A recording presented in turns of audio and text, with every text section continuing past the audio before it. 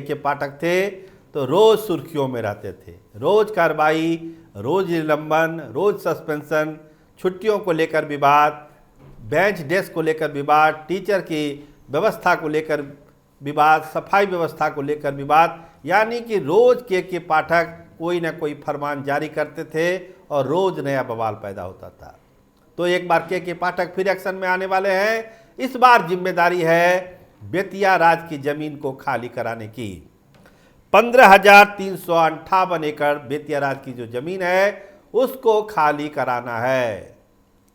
सरकार ने bill pass कर दिया है, सारी भूमि सरकार के अधीन आ चुकी है। अब जिम्मेदारी के पाठक की है कि वो कैसे ये जमीन को अवैध कब्जे से मुक्त कराएंगे। ढेर सारे कागजों की फरमाइश की गई है, जिनके पास कागज नहीं होगा तो समझ लीजिए के पाठक का डंडा चलना शुरू हो जाएगा।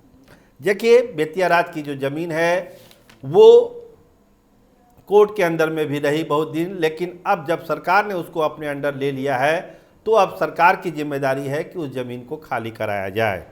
हरेंद्र किशोर सिंह जो अंतिम राजा थे बेतिया राज के, जिनका 18/1993 में निधन हुआ, उनकी 2 रानियां थी। दोनों रानियों से कोई संतान नहीं था तो कोई उत्तराधिकारी नहीं हुआ।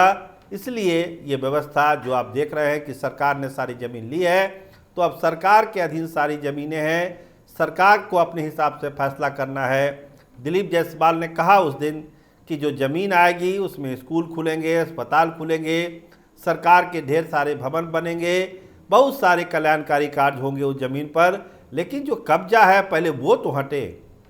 केवल बिहार तक कब्जा नहीं है, यूपी में भी है बेतिया राज की ज़मीन, वहाँ भी अवैध कब्जा है। एक आंकड़ा देखिए, पश्चिम चंपारण में 6505 एकड़ और पूर्वी चंपारण में 3219 एकड़ अवैध ज़मीन पर कब्जा है बेतिया राज का। तो इस ज़मीन को खाली कराना है।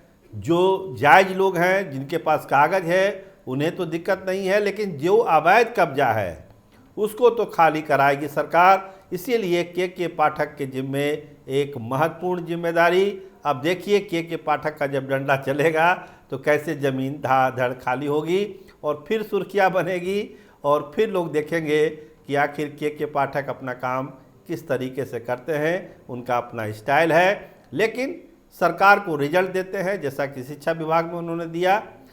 स्कूलों की स्थिति सुधरी, टीचर लोग समय पर आने लगे, क्वालिटी एजुकेशन होने लगा। तो अब क्या ये जो नया चैलेंज है के पाठक का, उस चैलेंज में के पाठक सफल होंगे? इस पर लोगों की चर्चा है, नज़र भी है। देखिए आगे क्या होता है, लेकिन के पाठक कुछ ना कुछ ज़रूर करेंगे, ये लोगों को उम्मीद है। आप देखते रहिए स्टार टीवी बिहार। आपका बहुत बहुत धन्यवाद, आपका बहुत बहुत शुक्रिया।